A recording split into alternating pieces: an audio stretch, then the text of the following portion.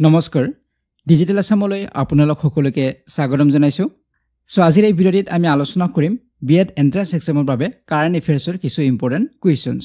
so Guwahati university বা Dibrugarh university Bodoland university তো এই ইউনিভাৰ্সিটি বিলাকৰ বিএড এন্ট্ৰেন্স এক্সাম আহি আছে গতিকে এই এন্ট্ৰেন্স এক্সামৰ বাবে কাৰেন্ট এফেয়াৰ্ছ যথেষ্ট ইম্পৰ্টেন্ট এটা টপিক হয়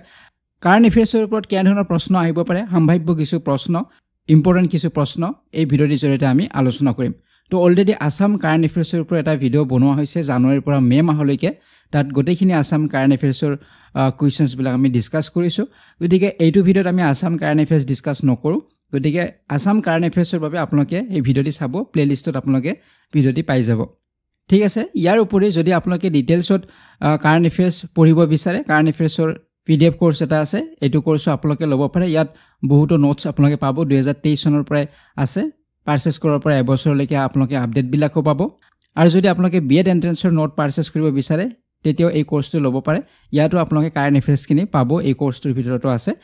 টিচিং এপ্টিটিউড আছে এডুকেশনাল ইস্যুজ বিলাক numerical ability general awareness reasoning English current affairs এইবিলাকো আপোনালোকে পাব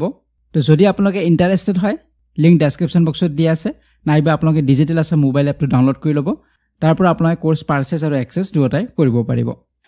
তো এতিয়া আৰম্ভ কৰিছো আজিৰ ভিডিঅ'টি প্ৰথমে আমি এৱাৰ্ড সম্পৰ্কে আলোচনা কৰিম ইম্পৰ্টেন্ট কি এৱাৰ্ডছ আছে বা তাৰ ওপৰত কি প্ৰশ্ন আহিব পাৰে এই বিষয়ে আমি আলোচনা কৰিম তো প্ৰথম কোৱেশ্চনটো হৈছে how many Padma awards given in the year 2025 so 2025 চনত কিমানটা পদ্ম বঁটা দিয়া হৈছে পদ্ম এৱাৰ্ডছ সম্পৰ্কে কোৱেশ্চন আহিব পাৰে এক্সামত যথেষ্ট ইম্পৰ্টেন্ট হয় গতিকে 2025 বৰ্ষত কিমানটা পদ্ম এৱাৰ্ডছ দিয়া হৈছে টোটাল তো ইয়াৰ উত্তৰটো হ'ব অপচন নম্বৰ বি 139 পদ্ম এৱাৰ্ডছ দিয়া হৈছে গতিকে 2025 বৰ্ষত যদি আমি চাও 139 পদ্ম এৱাৰ্ডছ দিয়া হৈছে ইয়াৰে 7টা হৈছে পদ্ম বিভূষণ 19টা পদ্মভূষণ আৰু 113টা পদ্মশ্ৰী বঁটা দিয়া হৈছে গতিকে আপোনালোকে ভাগকেইটা মনত ৰাখিব 7টা পদ্ম বিভূষণ 19টা পদ্মভূষণ আৰু 113টা পদ্মশ্ৰী এৱাৰ্ড দিয়া হৈছে ইয়াৰে ভিতৰত 23 আছিল ওমেন 10 গৰাকী আছিল এনআৰআই বুলি ক'ব পাৰো বা ফৰেইনাৰ্ছ হয় আৰু 13 গৰাকী তেওঁলোকে পষ্টমাছলি পাইছে মৰণোত্তৰভাৱে তেওঁলোকে পাইছে ঠিক আছে তো এই ভাগবিলাকো মনত ৰাখিব এইবিলাকৰ ওপৰত কোৱেশ্চন আহিব পাৰে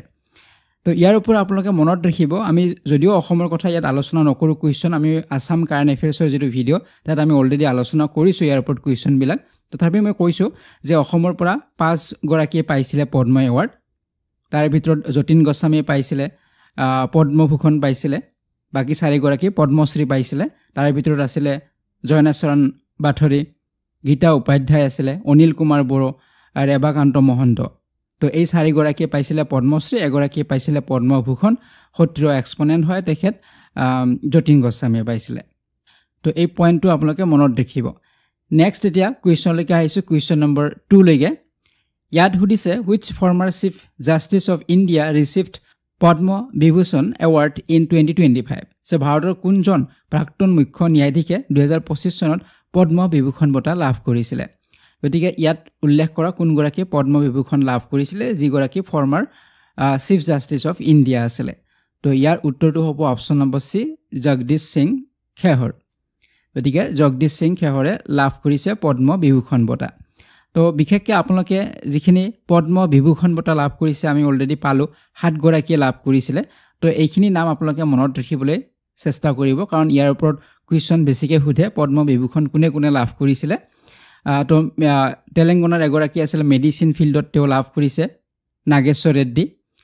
পাব্লিক এফেয়াৰ্ছত লাভ কৰিছে তেখেত জাস্টিস ৰিটায়াৰ্ড আমি যি আলোচনা কৰিলো কোৱেশ্চনটোত জগদীশ সিং খেহৰ তাৰ পিছত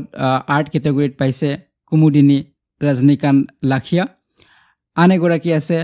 লক্ষ্মী নাৰায়ণ সুব্ৰমণিয়াম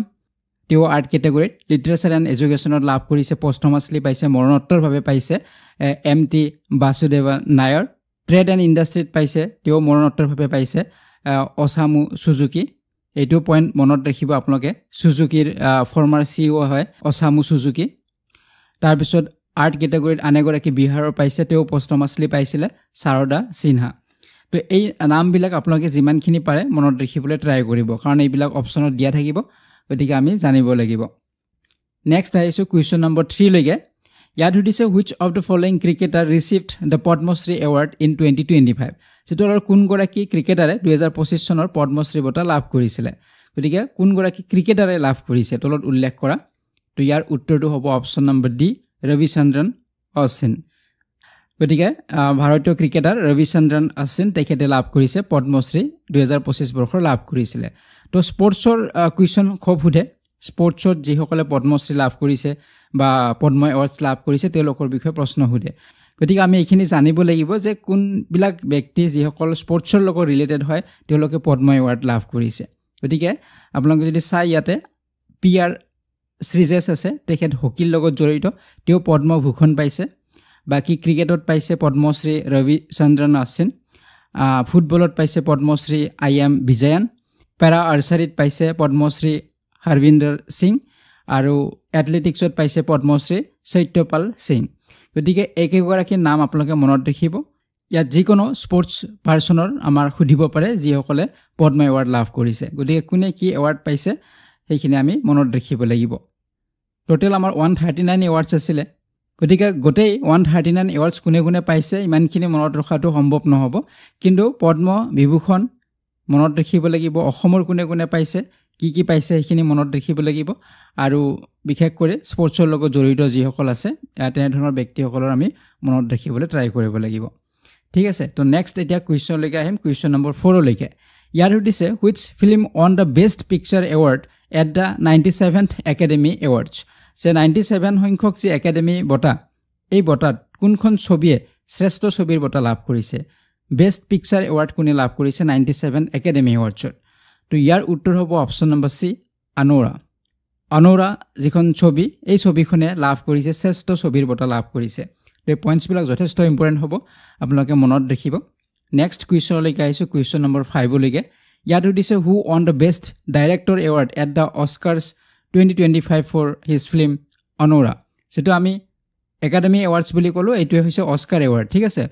একাডেমি এৱাৰ্ডছে হয় কিন্তু আমি অস্কাৰ বুলি আমি কওঁ বা সকলোৱে পৰিচিত অস্কাৰ এৱাৰ্ড হিচাপে গতিকে এই অস্কাৰ এৱাৰ্ডত 2025 বৰ্ষৰ যে বেষ্ট ফিল্ম পাইছে বেষ্ট ফিল্ম এৱাৰ্ড পাইছে অনোৰা আমি অলপ আগত আলোচনা কৰিলোঁ এই ফিল্মখনৰ যিজন ডাইৰেক্টৰ হয় তেওঁ বেষ্ট ডাইৰেক্টৰ এৱাৰ্ড লাভ কৰিছে গতিকে তেওঁ কোন হয় সেইটো হৈছে প্ৰশ্ন উত্তৰ হ'ব option number B Sean Baker Anora ফিল্মৰ ডাইৰেক্টৰ তেওঁ বেষ্ট ডাইৰেক্টৰ এৱাৰ্ড লাভ কৰিছে নেক্সট কুৱেশ্যনলৈকে আহিছোঁ কুৱেশ্যন নম্বৰ 6 লৈকে ইয়াত সুধিছে which actor on the best actor award for his role in the brutalist গতিকে ব্ৰুটালিষ্ট ছবিখনত তেওঁ অভিনয় কৰিছিলে আৰু তেওঁ শ্ৰেষ্ঠ অভিনেতাৰ বঁটা লাভ কৰিছে গতিকে কোন হয় সেইটো হৈছে প্ৰশ্ন উত্তৰ হ'ব অপশ্যন নম্বৰ বি এন্ড্ৰিয়ান ব্ৰডিয়ে লাভ কৰিছে শ্ৰেষ্ঠ অভিনেতাৰ বঁটা লাভ কৰিছে বেষ্ট এক্টৰ এৱাৰ্ড লাভ কৰিছে ঠিক আছে কোনখন ফিল্মত তেওঁ অভিনয় কৰিছে সেইটোও মনত ৰাখিব ব্ৰুটালিষ্ট ছবিখনত তেওঁ অভিনয় কৰিছিলে নেক্সট কুৱেশ্যনলৈকে আহিছোঁ কুৱেশ্যন নম্বৰ 7 ইয়াত সুধিছে Mikey Madison won best actress for which film গতিকে যিদৰে বেষ্ট এক্টৰ এৱাৰ্ড লাভ কৰিছে এন্ড্ৰিয়ান ব্ৰডিয়ে ঠিক তেনেদৰে বেষ্ট এক্ট্ৰেছৰ এৱাৰ্ড লাভ কৰিছে মিকি মেডিসনে গতিকে তেওঁ কোনখন ছবিৰ বাবে লাভ কৰিছে বেষ্ট এক্ট্ৰেছ শ্ৰেষ্ঠ অভিনেত্ৰীৰ সন্মান সেইটো হৈছে প্ৰশ্ন উত্তৰ হ'ব অপশ্যন নম্বৰ সি অনোৰা ছবিখনত অভিনয়ৰ বাবে তেখেতে বেষ্ট এক্ট্ৰেছৰ কিতাপ লাভ কৰিছে গতিকে এই পইণ্টছবিলাক মনত ৰাখিব মই ইয়াত প্ৰশ্ন হিচাপে লোৱা নাই ছবিখনৰ নাম সুধিব পাৰে কোনে পাইছে সেইটো সুধিব পাৰে গতিকে দুটা পইণ্টে আমি মনত ৰাখিব লাগিব ঠিক আছে থুলমূলকৈ আপোনালোকে মনত ৰাখিব বেষ্ট পিকচাৰ হৈছে অনোৰা বেষ্ট এক্টৰ হৈছে এন্ড্ৰিয়ান ব্ৰুটালিষ্ট ছবিখনত তেওঁ অভিনয় কৰিছিলে বেষ্ট এক্ট্ৰেছ হৈছে মিকি মেডিসন অনোৰা ছবিখনত অভিনয় কৰিছিলে বেষ্ট ডাইৰেক্টৰ হৈছে Sean Baker best animated feature film হৈছে ফ্লো বেষ্ট চিনেমাটোগ্ৰাফি হৈছে Lol Crawley best documentary feature film হৈছে নো আদাৰ লেণ্ড তো এইবিলাক পইণ্ট আপোনালোকে মনত ৰাখিব ঠিক আছে নেক্সট এটা কুৱেশ্যনলৈকে আহিছোঁ আমি বেছি ডিছকাছ কৰা নাই ইয়াতে যেহেতু বহুকেইটা কুৱেশ্যন ইয়াতে আছে আমি উইকলি কাৰেণ্ট এফেয়াৰ্ছৰ ভিডিঅ'বিলাকত যেনেদৰে আমি ডিছকাছ কৰোঁ ইয়াত আমি অলপ স্পীডত যাম যিহেতু কুৱেশ্যন আমাৰ বেছি আছে ইয়াতে তো 8 নম্বৰ কুৱেশ্যনটোলৈকে আহিছোঁ এতিয়া ইয়াতে সুধিছে who has been selected for the 58 Jnanpith award যে 58 সংখ্যক জ্ঞানপীঠ বঁটাৰ বাবে কোনে নিৰ্বাচিত হৈছে গতিকে জ্ঞানপীঠ এৱাৰ্ড বুলি ক'লে আপোনালোকে 58 আৰু 59 দুটা এৱাৰ্ডৰ বিষয়ে আমি জানিব লাগিব জ্ঞানপীঠ এৱাৰ্ডৰ বিষয়ে গতিকে দুটাৰ ওপৰতে প্ৰশ্ন আহিব পাৰে 58 জ্ঞানপীঠ এৱাৰ্ড দিয়া হৈছে সেয়া 2023 বৰ্ষৰ বাবে দিয়া হৈছে আৰু তাৰ লগে লগে মাৰ্চ মাহত 59th জ্ঞানপীঠ এৱাৰ্ডো দিয়া হৈছে গতিকে দুটাৰ বিষয়ে আমি জানিব লাগিব যি কি নহওক এই কুৱেশ্যনটোত আমাক সুধিছে 58 জ্ঞানপীঠ এৱাৰ্ড কোনে লাভ কৰিছে তো উত্তৰ হ'ব অপচন নম্বৰ এ গুলজাৰ গতিকে অকল গুলজাৰ নহয় আন এগৰাকীয়ে লাভ কৰিছে আমি আলোচনা কৰিম নেক্সট কুৱেশ্যনলৈকে আহিছোঁ এতিয়া কুৱেশ্যন নম্বৰ 9 লৈকে ইয়াত সুধিছে জগতগুৰু Ram ভদ্ৰাচাৰ্য was awarded the 58 Jnanpith award for his contribution to the literature of which language যে কোন ভাষাৰ সাহিত্যলৈ অৱদান আগবঢ়োৱাৰ বাবে জগতগুৰু ৰাম ভদ্ৰাচাৰ্যক 58 সংখ্যক জ্ঞানপীঠ বঁটাৰে সন্মানিত কৰা হয় গতিকে আন এগৰাকী ব্যক্তি লাভ কৰিছে তেওঁ হৈছে জগতগুৰু ৰাম ভদ্ৰাচাৰ্য তেওঁ লাভ কৰিছে 58 জ্ঞানপীঠ এৱাৰ্ড তাৰ লগতে গুলজাৰ তেওঁ লাভ কৰিছে দুগৰাকী লাভ কৰিছে গতিকে ইয়াত সুধিছে যে ৰাম ভদ্ৰাচাৰ্যই তেখেতে লাভ কৰিছে কোনটো ভাষাৰ সাহিত্যলৈ অৱদান আগবঢ়াৰ বাবে তেখেতক জ্ঞানপীঠ এৱাৰ্ড দিয়া হৈছে তো উত্তৰ হ'ব অপচন নম্বৰ সি সংস্কৃত গতিকে সংস্কৃত ভাষাৰ সাহিত্যলৈ তেওঁ যিটো অৱদান তাৰ বাবে তেওঁক এই জ্ঞানপীঠ বঁটা দিয়া হৈছে এতিয়া আমি যদি চাওঁ 58 জ্ঞানপীঠ এৱাৰ্ড দুগৰাকী লাভ কৰিছে এগৰাকী হৈছে জগতগুৰু ৰাম ভদ্ৰাচাৰ্য সংস্কৃত ভাষা তেওঁ বা সাহিত্যলৈ তেওঁৰ যিটো অৱদান তাৰ বাবে দিয়া হৈছে আন এগৰাকী হৈছে উৰ্দু পয়েট হয় গুলজাৰ সো তেওঁ লাভ কৰিছে দুগৰাকীক দিয়া হৈছে ঠিক আছে তো এইটো আছিল আমাৰ 58 জ্ঞানপীঠ এৱাৰ্ডৰ বিষয় এতিয়া আমি আলোচনা কৰিম নেক্সট কুৱেশ্যনলৈকে আহিম কুৱেশ্যন নম্বৰ 10ত ইয়াত সুধিছে Vinod Kumar Shukla the 59 Jnanpith award winner is associated with which Indian state যে 59 সংখ্যক জ্ঞানপীঠ বঁটা বিজয়ী বিনোদ কুমাৰ শুক্লা ভাৰতৰ কোনখন ৰাজ্যৰ লগত জড়িত এতিয়া 59 জ্ঞানপীঠ এৱাৰ্ড কোনে লাভ কৰিছে এইটো যদি সুধে বিনোদ কুমাৰ শুক্লাই লাভ কৰিছে এইটো আমি মনত ৰাখিব লাগিব ঠিক আছে তেওঁ কোনখন ৰাজ্যৰ লগত জড়িত সেইটো আমাক প্ৰশ্ন সুধিছে উত্তৰ হ'ব অপচন নম্বৰ বি ছত্তীশগড় তেওঁ ছত্তীশগড়ৰ হয় ঠিক আছে তো এই বিষয়ে আমি অলপমান আলোচনা কৰিম গতিকে এগৰাকী হিন্দী পয়েট হয় ৰাইটাৰ হয় বিনোদ কুমাৰ শুক্লা তেওঁ ছত্তীশগড়ৰ হয় তেওঁক দিয়া হৈছে 59 জ্ঞানপীঠ এৱাৰ্ড 2024 বৰ্ষৰ বাবে দিয়া হৈছে 25ত দিয়া হৈছে কিন্তু 24 বৰ্ষৰ বাবে দিয়া হৈছে গতিকে আপোনালোকে খালি 59 58 এইটো মনত ৰাখিব ঠিক আছে তো ইয়াৰ ওপৰত আন প্ৰশ্ন আহিব পাৰে তেওঁৰ কালেকশ্যনবিলাকৰ ওপৰত সুধিব পাৰে তেওঁ কি লিখিছে কেনেধৰণৰ লিখা মেলা কৰিছে তো তেনেধৰণৰ প্ৰশ্ন সুধিব পাৰে গতিকে তেওঁৰ প্ৰথম পোয়েট্ৰি কালেকশ্যন আছিলে লগভগ জয় হিন্দ 1971ত পাব্লিছ হৈছিলে গতিকে লগভগ জয় হিন্দ যথেষ্ট পপুলাৰ হয় তেওঁ নভেলছো লিখিছিলে নৌকৰ কি কমিজ দিৱাৰ মে এক খিৰকি ৰেহতি থি এনেধৰণৰ তেওঁ নভেলছ লিখিছে তেওঁৰ এখন নভেল আছিলে যিখন নৌকৰ কি কমিজ এইখন ফিল্মত ৰূপান্তৰিত কৰা হৈছে এখন ফিল্ম বনোৱা হৈছিলে ফিল্ম মেকাৰ মণি কৌলে বনাইছিলে 1999ত বনাইছিলে তো এইবিলাকৰ ওপৰত প্ৰশ্ন সুধিব পাৰে গতিকে আপোনালোকে মনত ৰাখিব আৰু তেওঁক 1999ত সাহিত্য একাডেমি এৱাৰ্ডো দিয়া হৈছে তেওঁৰ যিখন উপন্যাস আছিলে দিৱাৰ মে এক খিৰকি ৰেহতি থি তো এই উপন্যাসখনৰ বাবে তেখেতে লাভ কৰিছিলে 1999 চনত সাহিত্য একাডেমি বঁটা তো এনেধৰণৰ পইণ্টছবিলাকো আপোনালোকে লগতে মনত ৰাখি যাব ঠিক আছে এতিয়া আহিছোঁ নেক্সট কুৱেশ্যন নম্বৰ 11লৈকে ইয়াতে সুধিছে who is the second Indian to win the international Booker prize যে আন্তঃৰাষ্ট্ৰীয় বুকাৰ বঁটা লাভ কৰা দ্বিতীয়জন ভাৰতীয় কোন গতিকে দ্বিতীয়গৰাকী ভাৰতীয় যিয়ে বুকাৰ বঁটা লাভ কৰিছে এইবাৰ গতিকে তেওঁ কোন হয় সেইটো হৈছে প্ৰশ্ন ইয়াৰ উত্তৰটো হ'ব option number C Banu Mushtaq গতিকে এইবাৰ লাভ কৰিছে বানু মুস্তাকে লাভ কৰিছে ইণ্টাৰনেশ্যনেল বুকাৰ বঁটা তো আমি আলোচনা কৰিম নেক্সট কুৱেশ্যনলৈকে আহিছোঁ ইয়াৰ লগত ৰিলেটেড কুৱেশ্যন হয় ইয়াতে সুধিছে what is the title of Banu Mushtaq's award winning short story collection যে বানু মুস্তাকৰ বঁটা বিজয়ী চুটিগল্প সংকলনৰ শিৰোনাম কি গতিকে চুটিগল্পৰ বা শ্বৰ্ট ষ্টৰী কালেকশ্যনৰ নাম কি আছিলে যিখন চুটিগল্প কালেকশ্যনৰ বাবে তেখেতে এই বঁটা লাভ কৰিছে এই কিতাপখনৰ নাম কি সেইটো হৈছে প্ৰশ্ন তো ইয়াৰ উত্তৰটো হ'ব option number C heart lamp গতিকে হাৰ্ট লেম্প নামৰ শ্বৰ্ট ষ্টৰী কালেকশ্যনখনৰ বাবে তেখেতে লাভ কৰিছে এই বঁটা লাভ কৰিছে ইণ্টাৰনেশ্যনেল বুকাৰ বঁটা তো আমি যদি চাওঁ বানু মুস্তাক হৈছে দ্বিতীয়গৰাকী ইণ্ডিয়ান হয় যিয়ে এই বুকাৰ বঁটা লাভ কৰিছে প্ৰথমগৰাকী আছিলে ভাৰতীয় গীতাঞ্জলি শ্ৰী আছিলে প্ৰথমগৰাকী যিয়ে বুকাৰ বঁটা লাভ কৰিছে প্ৰথমগৰাকী ভাৰতীয় আছিলে আৰু দ্বিতীয়গৰাকী ভাৰতীয় হৈছে বানু মুস্তাক ঠিক আছে তো এইটো মনত ৰাখিব লাগিব তেওঁৰ যিখন শ্বৰ্ট ষ্টৰী কালেকশ্যন নাম আছিলে হাৰ্ট লেম্প ইয়াৰ বাবে তেখেতে লাভ কৰিছে এই বঁটা লাভ কৰিছে এইখন অৰিজিনেলি লিখা আছিলে কানাড়া ভাষাত লিখা আছিলে হৃদয় দীপা বুলি আৰু ইয়াক ট্ৰেন্সলেট কৰা হৈছে ইংলিছলৈকে গতিকে হাৰ্ট লেম্প হিচাপে লিখা নাছিলে এইখন অৰিজিনেলি কানাড়া ভাষাত লিখা গৈছিলে হৃদয় দীপা বুলি আৰু এইখনক দীপা বাস্তে তেখেতে ইংলিছত ট্ৰান্সলেট কৰিছে ঠিক আছে এইখিনি আছিলে ইম্পৰ্টেণ্ট এৱাৰ্ডছৰ ওপৰত কিছু কুৱেশ্যন আছিলে আপোনালোকে সাহিত্য একাডেমি এৱাৰ্ডছখিনি আপোনালোকে এড কৰি ল'ব কাৰণ যেতিয়া ভিডিঅ'টো বনোৱা হৈছে সেই সময়লৈকে সাহিত্য একাডেমি এৱাৰ্ড ঘোষণা কৰা নাছিলে গতিকে আপোনালোকে এড কৰি ল'ব বা আমি উইকলি কাৰেণ্ট এফেয়াৰ্ছৰ ভিডিঅ'ত এইবিলাক ডিছকাছ কৰিম তাৰ পৰা আপোনালোকে নোট কৰি ল'ব এইটো ভিডিঅ'ত আমি মেলৈকেহে ৰাখিছোঁ মেলৈকে যিখিনি আপডেট আছিলে সেইখিনি আমি ইয়াত ৰাখিছোঁ বাকীখিনি আপোনালোকে উইকলি কাৰেণ্ট এফেয়াৰ্ছৰ পৰা এইখিনি এড কৰি ল'ব পাৰিব ঠিক আছে তো এতিয়া আমি কিছু স্পৰ্টছৰ বিষয়ে আলোচনা কৰিম স্পৰ্টছৰ ওপৰত কেনেধৰণৰ কুৱেশ্যন আহিব পাৰে তো নেক্সট কুৱেশ্যনলৈকে আহিছোঁ কুৱেশ্যন নম্বৰ 13লৈকে ইয়াতে সুধিছে who has been crowned the ICC women's ODI cricketer of the year for performance in 2024 যে 2024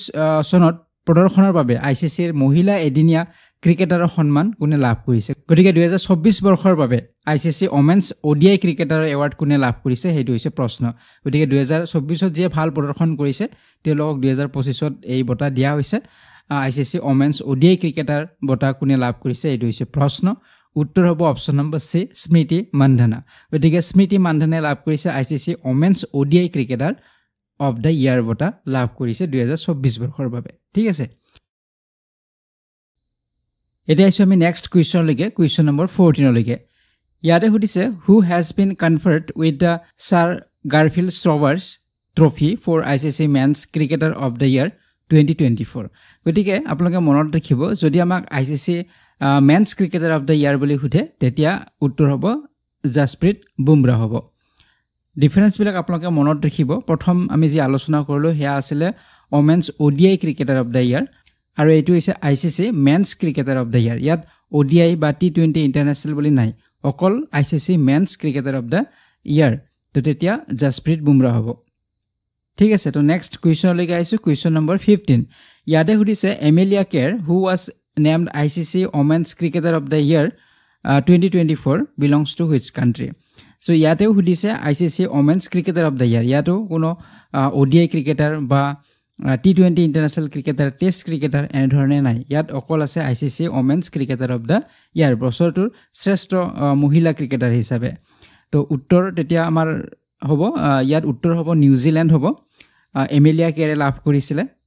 গতিকে প্ৰশ্নত আমাক সুধিছিলে এমেলিয়া কেয়াৰ কোনখন দেশৰ হয় তো তেওঁ নিউজিলেণ্ডৰ হয় ঠিক আছে তো ডিফাৰেন্সবিলাক আপোনালোকে মনত ৰাখিব যে ধৰণৰ প্ৰশ্ন তেনেধৰণৰ উত্তৰ হ'ব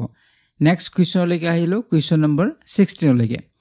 ইয়াতে সুধিছে who won the ICC emerging men's cricketer of the year award গতিকে ইয়াত সুধিছে emerging men's cricketer of the ইয়াৰ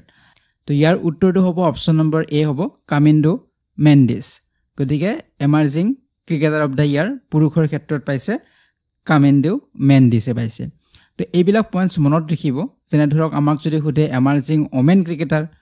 তেতিয়াহ'লে হ'ব এনেৰি ডেৰেকশ্যন হ'ব তেখেত সাউথ আফ্ৰিকাৰ হয় আৰু এমাৰ্জিং মেন ক্ৰিকেটাৰ হ'ব লাগিলে কামিণ্ডো মেণ্ডিছ হ'ব আম্পায়াৰ অফ দ্য ইয়াৰ গোটেই বছৰটোৰ শ্ৰেষ্ঠ আম্পায়াৰ তেতিয়া হ'ব ৰিচাৰ্ড লিংৱৰ্থ তেওঁ ইংলেণ্ডৰ হয় তো এনেধৰণে পইণ্টছবিলাক আমি মনত ৰাখিব লাগিব আৰু পাৰ্থক্যবিলাক আমি জানিবলৈ ট্ৰাই কৰিব লাগিব নেক্সট কুৱেশ্যনলৈকে আহিছোঁ এতিয়া কুৱেশ্যন নম্বৰ 17 ইয়াতে সুধিছে who has been named the captain of the ICC men's T20 international team of the year তো ইয়াতে সুধিছে কেপ্টেইন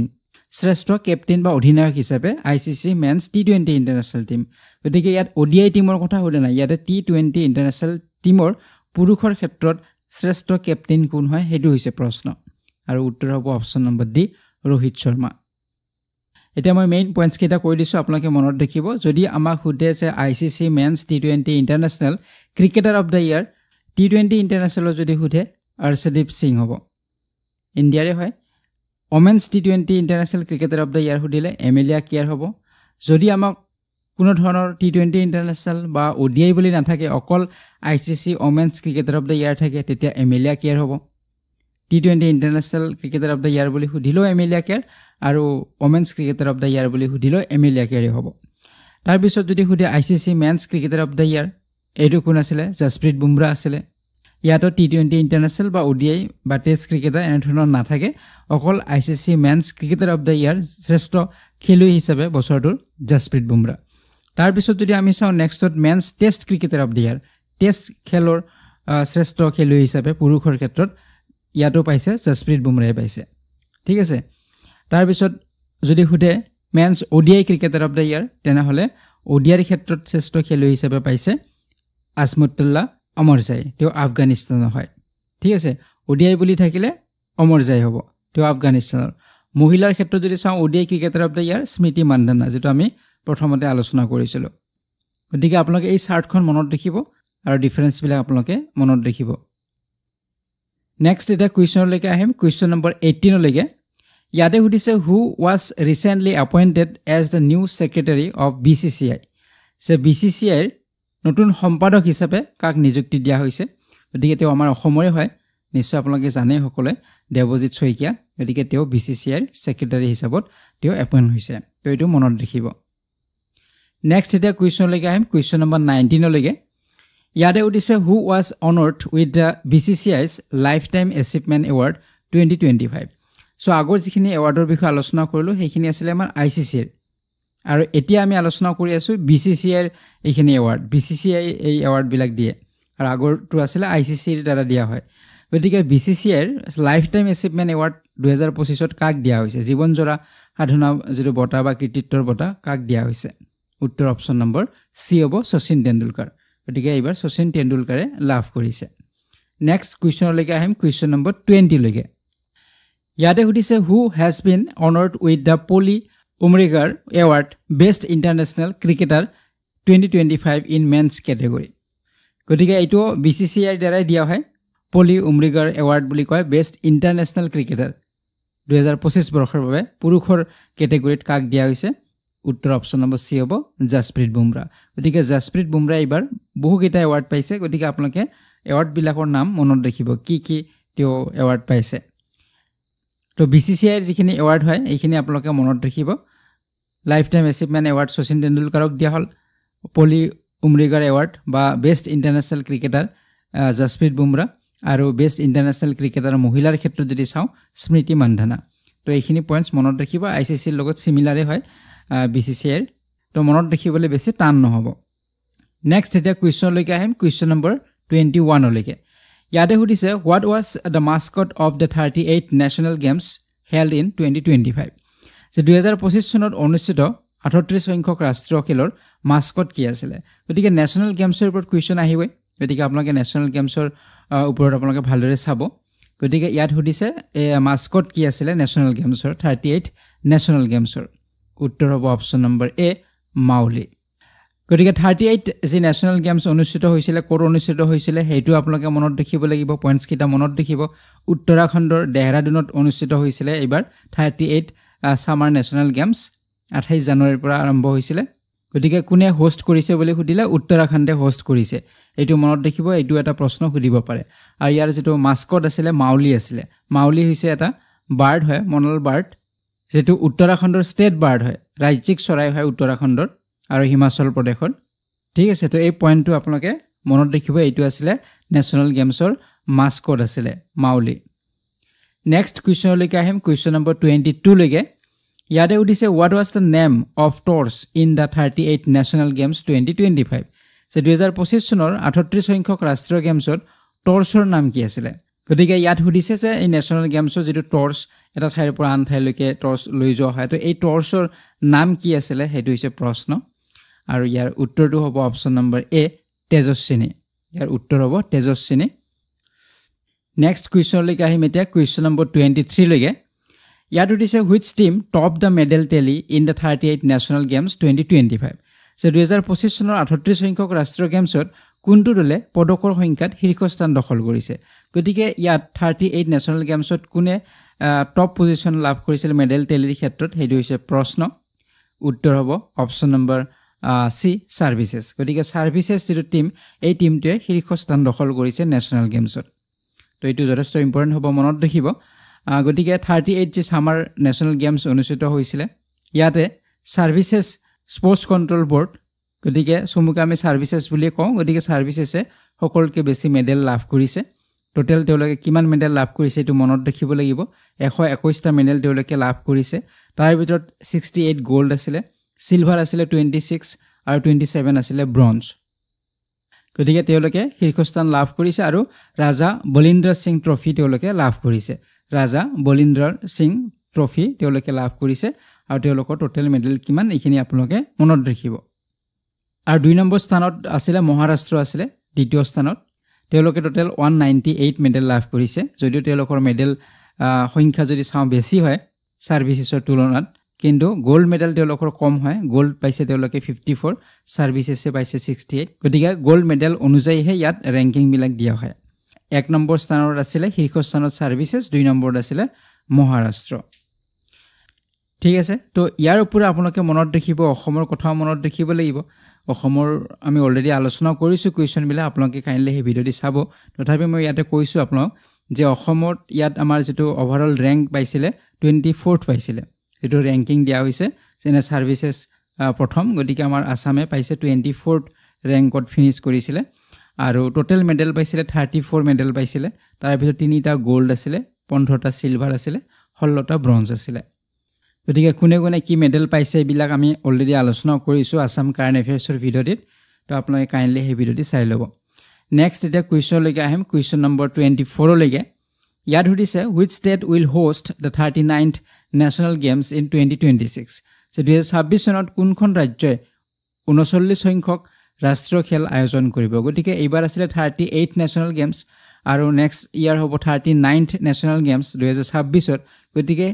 কোনখন দেশে আয়োজন কৰিব হেতু হৈছে প্ৰশ্ন উত্তৰ হ'ব অপচন নম্বৰ ডি মেঘালয় গতিকে নেক্সট ইয়াৰ বা 39th নেশনাল গেমছ মেঘালয়ত অনুষ্ঠিত হ'ব মেঘালয় হোষ্ট কৰিব তো এইখিনিতে আমি 38 নেশনাল গেমছৰ কেইটামান ইম্পৰ্টেন্ট পইণ্টছ আমি মনত ৰাখিব লাগিব যেনে হোষ্ট ষ্টেট আছিল উত্তৰাখণ্ড আছিল এইবাৰ জানুৱাৰী 28 ৰ পৰা ফেব্ৰুৱাৰী লৈকে অনুষ্ঠিত হৈছে থিম কি আছিল সুধিব পাৰে নেশনাল গেমছৰ থিম আছিল গ্ৰীন গেমছ আছিল নেশনাল গেমছৰ এইবাৰ নেশনাল গেমছৰ থিম আছিল এটো পইণ্ট মনত ৰাখিব তাৰ পিছত ইয়াত কিমান পাৰ্টিসিপেশন হৈছে এইবিলাক ইমান ইম্পৰ্টেন্ট নহয় তো 10000 ৰ ওপৰত এথলেটিছে পাৰ্টিসিপেট কৰিছে 37 টা টিমৰ ভিতৰত বাকি 35 স্পৰ্টছ ইনক্লুড হৈ আছিল এই নেশনাল গেমছত আৰু ইয়াৰ ওপৰত ডেমনস্ট্ৰেচন স্পৰ্টছ আছিল এইটো মনত ৰাখিব আপোনালোকে ডেমনস্ট্ৰেচন স্পৰ্টছ আছিল দুটা কালাপ্ৰিয়াপাট্টু আৰু ৰাফটিং এই দুটা ডেমনস্ট্ৰেচন স্পৰ্টছ আছিল ইয়াত কোনো মেডেল নাছিল অকল প্ৰদৰ্শনীমূলক আছিল এইটো প্ৰশ্ন সুধিব পাৰে তো মনত ৰাখিব বাকি ইকো ফ্ৰেন্ডলি ইনিচিয়েটিভ লোৱা হৈছিল যেনে ৱেষ্ট মেডেলছ বা ট্ৰি প্লান্টেশন মেডেল যিবিলাক মেডেল লাভ কৰিছে তেওঁলোক ট্ৰি প্লান্টেশন কৰিবলৈ দিয়া হৈছিল বেম্বু ফাইবাৰ ওয়াটাৰ বটলছ ব্যৱহাৰ কৰা হৈছে প্লাষ্টিকৰ বটল এভয়েড কৰা হৈছে বাহিৰে নিৰ্মিত বটল ব্যৱহাৰ কৰা হৈছে গতিকে এনে ধৰণে ইকো ফ্ৰেন্ডলি ইনিচিয়েটিভছ লোৱা হৈছিল এই নেশনাল গেমছত ইনগুৰেচন কৰিছে আমাৰ প্ৰধানমন্ত্ৰী গৰাকী চিফ গেষ্ট আছিল closing সেৰেমনিত home এফেয়াৰ্স minister Amit Shah আছিল আৰু ইয়াত এটা ভিজন ৰখা হৈছিল ভিজনটো আছিল এক ভাৰত শ্ৰেষ্ঠ ভাৰত এটো এটা ভিজনত ৰখা হৈছিল বা লিংক কৰা হৈছিল এই নেশনাল গেমছ আৰু নেক্সট যেটো গেম হ'ব এটো মেঘালয়ত হ'ব তো এইকেইটা পইণ্ট আপোনালোকে মনত ৰাখিব এতিয়া আহিম নেক্সট কুৱেশ্চন লৈকে কুৱেশ্চন নম্বৰ 25 লৈকে ইয়াতে সুধিছে which Indian cricketer has been appointed as an event ambassador for ICC Champions Trophy 2025 যে কোনজন ভাৰতীয় ক্ৰিকেটাৰক ICC Champions Trophy 2025 ৰ ইভেন্ট এম্বেছাডৰ হিচাপে নিযুক্তি দিয়া হৈছে গতিকে ICC যে Champions Trophy অনুষ্ঠিত হৈ গল ইয়াত ইণ্ডিয়ান এগৰাকী ক্ৰিকেটাৰ হয় তেওঁক ইভেন্ট এম্বেছাডৰ হিচাপে ৰখা হৈছিল বা নিযুক্তি দিয়া হৈছিল তেওঁ কোন আছিল হেতু হৈছে প্ৰশ্ন উত্তৰ হ'ব অপচন নম্বৰ ডি শিখৰ ধৱন গতিকে ইণ্ডিয়ান ক্ৰিকেটাৰ শিখৰ ধৱনক এই দায়িত্ব দিয়া হৈছিল গতিকে 9th যেটো ICC মেন্স চেম্পিয়নছ ট্ৰফি অনুষ্ঠিত হৈ গৈছে ইয়া পাকিস্তান আৰু ইউনাইটেড আৰব এমিৰেটছত অনুষ্ঠিত হৈছিল মেইন হোষ্ট কান্ট্ৰি আছিল পাকিস্তান আৰু ইণ্ডিয়াৰ যিবিলাক খেল আছিল এইবিলাক UAE অনুষ্ঠিত হৈছে তো এই বিষয়ে আমি সকলোৱে অৱগত গতিকে ইয়াত 4 গৰাকী এম্বেছাডৰ দিয়া হৈছিল এই চেম্পিয়নছ ট্ৰফিৰ বাবে আমাৰ ইণ্ডিয়াৰ পৰা দিয়া হৈছিল শিখৰ ধৱনক পাকিস্তানৰ পৰা দিয়া হৈছে সৰফৰাজ আহমেদক অষ্ট্ৰেলিয়াৰ পৰা সেন ওয়াটসন আৰু নিউজিলেণ্ডৰ পৰা দিয়া হৈছিল টিম সাউথি গতিকে 4 গৰাকী এম্বেছাডৰ দিয়া হৈছিল গতিকে এই গৰাকী নাম আপোনালোকে মনত ৰাখিব ইণ্ডিয়াৰ আছিল শিখৰ ধৱন এতিয়া নেক্সট কুৱেশ্চন লৈকে আহিম কুৱেশ্চন নম্বৰ 26 লৈকে ইয়াত সুধিছে how much cash prize has BCCI announced for the Indian winning team of ICC Champions Trophy 2025 গতিকে আমাৰ যে আইচিসি চেম্পিয়নছ ট্ৰফি অনুষ্ঠিত হ'ল 2025ত ইয়াত আমাৰ উইনাৰ আছিলে ইণ্ডিয়া আছিলে গতিকে ভাৰতে বিজয় লাভ কৰিছে আইচিসি ট্ৰফি লাভ কৰিছিলে গতিকে এই ভাৰতক বিসিসিআইয়ে কিমান তেওঁলোকে বিজয়ী দলৰ কিমান পুৰস্কাৰ ঘোষণা কৰিছিল এই দলটোৰ বাবে বা ইণ্ডিয়ান টিমটোৰ বাবে উত্তৰ হ'ব অপচন নম্বৰ ডি 58 crore গতিকে পুৰস্কাৰ হিচাপে 58 crore ঘোষণা কৰিছিল গতিকে ইয়াত প্লেয়াৰ্স বা যি কোচিং ষ্টাফ আছে সিলেক্টৰ্স আছে সকলোকে দিয়া হৈছে 15 গৰাকী যি স্কোৱাড মেম্বাৰ আছিল আৰু হেড কোচ আছিল গৌতম গম্ভীৰ তেওঁলোকক 3 crore কৰি দিয়া হ'ব প্ৰতি গৰাকীকে 3 crore বাকি যি সাপোৰ্ট ষ্টাফ থাকে তেওঁলোক এজনক 50 লাখ কৈ দিয়া হৈছে বা চিফ সিলেক্টৰ আছিল অজিত আগাৰকাৰ তেওঁ 30 লাখ পাব আৰু বাকি যে 4 নেশনাল সিলেক্টৰ আছে তেওঁলোক 25 লাখ কৈ দিয়া হ'ব গতিকে এনেদৰে 58 crore ঘোষণা কৰা হৈছিল নেক্সট এটা কুৱেশ্যন লৈকে আহিম কুৱেশ্যন নম্বৰ 27 লৈকে ইয়াত সুধিছে who was the player of the tournament of the 9th ICC Champions Trophy 2025 সে এই যে চেম্পিয়নছ ট্ৰফি অনুষ্ঠিত হ'ল ইয়াত প্লেয়াৰ অফ দ্য টুৰ্নামেণ্ট হিচাপে কোনে লাভ কৰিছে এৱাৰ্ড প্লেয়াৰ অফ দ্য টুৰ্নামেণ্টৰ এৱাৰ্ড কোনে লাভ কৰিছে উত্তৰ হ'ব অপচন নম্বৰ সি ৰচিন ৰবীন্দ্ৰই লাভ কৰিছে প্লেয়াৰ অফ দ্য টুৰ্নামেণ্ট গতিকে আপোনালোকে মনত ৰাখিব যে ইণ্ডিয়া এইবাৰ থাৰ্ড টাইমৰ বাবে আইচিসি চেম্পিয়নছ ট্ৰফি লাভ কৰিছে নিউজিলেণ্ডৰ লগত আছিল আৰু নিউজিলেণ্ডক 4 উইকেটত পৰাজিত কৰিছিল আৰু খেলখন 9 মাৰ্চত অনুষ্ঠিত হৈছিল ঠিক আছে তো এই পইণ্টছ বিলাক মনত ৰাখিব গতিকে ইণ্ডিয়া ইয়াৰ আগত আৰু বিজয় লাভ কৰিছিল 2002 চনত তেতিয়া সৌৰভ গাংগুলী আছিল কেপ্টেইন তাৰপিছত 2013 চনতো চেম্পিয়নছ ট্ৰফি লাভ কৰিছে এমএছ ধোনী আছিল তেতিয়া কেপ্টেইন আৰু এইবাৰ ৰোহিত শৰ্মা আছিল কেপ্টেইন লাভ কৰিছে চেম্পিয়নছ ট্ৰফি গতিকে তিনিবাৰ হল থাৰ্ড টাইমৰ বাবে চেম্পিয়নছ ট্ৰফি লাভ কৰিছে আৰু প্লেয়াৰ অফ দ্য মেটছৰ যি এৱাৰ্ড ইয়া দিয়া হৈছে ৰোহিত শৰ্মাক দিয়া হৈছে প্লেয়াৰ অফ দ্য মেটছ হিচাপে আৰু প্লেয়াৰ অফ দ্য টুৰ্নামেণ্ট হিচাপে দিয়া হৈছে ৰচিন ৰবীন্দ্ৰক দিয়া হৈছে তেওঁ নিউজিলেণ্ডৰ হয় ঠিক আছে তো এই পইণ্টছ বিলাক মনত ৰাখিব লাগিব এটা আছে নেক্সট কুৱেশ্যন নম্বৰ 28 লৈকে ইয়াত সুধিছে which teams did India defeat in the men's and women's kabaddi World Cup 2025 finals যে পুৰুষ আৰু মহিলা কাবাডী বিশ্বকাপ 2025 ৰ ফাইনেলত ভাৰতে কোনটো দলক পৰাস্ত কৰিছিল গতিকে যি কাবাডী ওয়াৰ্ল্ড কাপ হল 2025 কাবাডীৰ বিশ্বকাপ গতিকে ইয়াত পুৰুষ আৰু মহিলা দুটা টিমতে আমাৰ ইণ্ডিয়াই বিজয় লাভ কৰিছে দুটা ক্যাটাগৰীতে পুৰুষৰ ক্ষেত্ৰত আমাৰ ভাৰতবৰ্ষ আৰু মহিলাৰ ক্ষেত্ৰত আমাৰ ভাৰতবৰ্ষে বিজয় লাভ কৰিছে এতিয়া প্ৰশ্নটো হৈছে পুৰুষ আৰু মহিলা কাবাডী বিশ্বকাপ ফাইনেলত ভাৰতে কোনটো দলক পৰাস্ত কৰিছে হেতু হৈছে প্ৰশ্ন উত্তৰ হ'ব অপচন নম্বৰ ডি ইংল্যান্ড গতিকে পুৰুষৰ ক্যাটাগৰীত আৰু মহিলা যি ক্যাটাগৰী হয় কাবাডী ওয়াৰ্ল্ড কাপৰ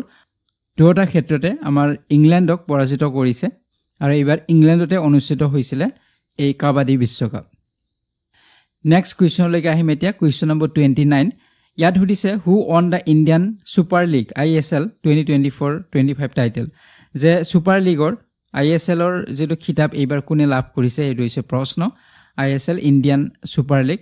উত্তৰ হ'ব অপচন নম্বৰ সি মোহন বাগান সুপাৰ জায়ান্ট গতিকে মোহন বাগান সুপাৰ জায়ান্টে লাভ কৰিছে এইবাৰ ISL ৰ টাইটেল লাভ কৰিছে গতিকে কলকাতা বেস্ট এটা টিম হয় মোহন বাগান সুপাৰ জায়ান্ট তেওঁলোকে 11 সংখ্যক যেটো এডিশন আছিল ইণ্ডিয়ান সুপাৰ লীগৰ ইয়াত বিজয় লাভ কৰিছে আৰু বেংগালুৰুক ডিফিট কৰিছে বেংগালুৰু এফসিক ডিফিট কৰিছে পৰাজিত কৰিছে গতিকে মোহন বাগান সুপাৰ জায়ান্টে দ্বিতীয়বাৰৰ বাবে এই টাইটেল লাভ কৰিছে ISL টাইটেল লাভ কৰিছে 2022-23 তেওঁলোকে লাভ কৰিছিল আৰু এইবাৰ 24-25 তেওঁলোকে লাভ কৰিছে ঠিক আছে তো ইয়াৰ ওপৰত আন প্ৰশ্ন আহিব পাৰে যেনে ধৰক গোল্ডেন বুট কোনে লাভ কৰিছে এইবাৰ ISL ত ম্যাক্সিমাম গোল স্কোৰাৰ হয় এই গোটেই সিজনটোৰ ম্যাক্সিমাম গোল যে স্কোৰ কৰিব তেওঁ গোল্ডেন বুট দিয়া হয় কোনে লাভ কৰিছে এটো সুধিব পাৰে আলাইদিন আজাৰাই তেওঁ নৰ্থ ইষ্ট ইউনাইটেড FC ৰ হয় 23 গোলছ তেওঁ দিছে গোল্ডেন গ্লোভ কোনে পাইছে বেষ্ট গোলকিপাৰৰ বাবে দিয়া হয় গোল্ডেন গ্লোভ এৱাৰ্ড এয়া পাইছে বিশাল কাইটে পাইছে মোহন বাগান সুপাৰ জায়ান্ট টিমটোৰ হয় তেখেত বিশাল কাইট তেওঁ লাভ কৰিছে golden ball best player of the tournament হিচাপে দিয়া হয় গোল্ডেন বল এৱাৰ্ড তো ইয়াও পাইছে আলাইদিন আজাৰাই পাইছে নৰ্থ ইষ্ট ইউনাইটেড FC ৰ হয় বাকি আমি যদি চাও emerging player of the league পাইছে ব্ৰিছন ফাৰ্নান্ডেজ হয় FC গোৱাৰ হয় best grassroots programmes Jamshedpur FC best allied youth programme Punjab FC তো মেইনলি আপোনালোকে গোল্ডেন বুট গোল্ডেন গ্লোভ আৰু গোল্ডেন বল এইকেইটা এৱাৰ্ডৰ কথা মনত ৰাখিব নেক্সট এতিয়া কুৱেশ্যনলৈকে আহিম কুৱেশ্যন নম্বৰ 30 লৈকে ইয়াত সুধিছে what is the name of the Mascot of the Khelo India youth games 2025 যে খেলো ইণ্ডিয়া ইউথ গেমছ 2025 ৰ মাস্কটৰ নাম কি হেতু হৈছে প্ৰশ্ন তো ইয়াতে আমাক সুধিছে খেলো ইণ্ডিয়া ইউথ গেমছৰ কথা উত্তৰ ইয়াতে হ'ব অপচন নম্বৰ সি গজ সিংহ আছিলে এই খেলো ইণ্ডিয়া ইউথ গেমছৰ মাস্কটৰ নাম তো আমি যদি চাওঁ যদি ইভেন্টটো আছিলে খেলো ইণ্ডিয়া ইউথ গেমছ 2025 ৰ আৰু 4 মেৰ পৰা 15 মেলৈকে অনুষ্ঠিত হৈছিলে আৰু আপোনালোকে মনত ৰাখিব এইবাৰ পাটনাত হৈছিলে খেলো ইণ্ডিয়া ইউথ গেমছ প্ৰথমবাৰৰ বাবে বিহাৰে হোষ্ট কৰিছে প্ৰথমবাৰৰ বাবে হোষ্ট ষ্টেট হৈছে বিহাৰ এইটো মনত ৰাখিব আৰু ইয়াৰ যেটো আমাৰ যদি চাওঁ গজ সিংহ ইয়াৰ অৰ্থ হৈছে এলিফেন্ট এণ্ড লায়ন গজ মানে হৈছে হাতী এলিফেন্ট এণ্ড সিংহ মানে লায়ন গতিকে নালন্দা আৰু বধগয়াৰ যেটো পাল যুগৰ মন্দিৰৰ পৰা পোৱা পৌৰাণিক জীৱ হয় হাতী সিংহ গতিকে ইয়াক গজ সিংহ নাম দিয়া হৈছে নেক্সট কুৱেশ্যনলৈকে আহিম এতিয়া কুৱেশ্যন নম্বৰ 31 ইয়াৰ সুধিছে which state emerged as the overall champion in the Khelo India youth games 2025 যে খেলো ইণ্ডিয়া ইউথ গেমছ 2025 ত কোনখন ৰাজ্যই সামগ্ৰিক চেম্পিয়ন হিচাপে বিবেচিত হৈছে গতিকে খেলো ইণ্ডিয়া ইউথ গেমছত চেম্পিয়ন হিচাপে ওভাৰঅল চেম্পিয়ন হিচাপে কোনখন ৰাজ্যই লাভ কৰিছে তো ইয়াৰ উত্তৰটো হ'ব অপচন নম্বৰ ডি মহাৰাষ্ট্ৰ গতিকে মহাৰাষ্ট্ৰই লাভ কৰিছে খেলো ইণ্ডিয়া ইউথ গেমছত ওভাৰঅল চেম্পিয়ন তো তেওঁলোকে কিমান মেডেল পাইছে এইবিলাক জানিব লাগিব মহাৰাষ্ট্ৰৰ টোটেল মেডেল পাইছে 158 মেডেলছ পাইছিলে তাৰ ভিতৰত 58 গোল্ড আছিলে 47 সিলভাৰ আছিলে আৰু 53 ব্ৰঞ্জ আছিলে গতিকে হাৰিয়ানা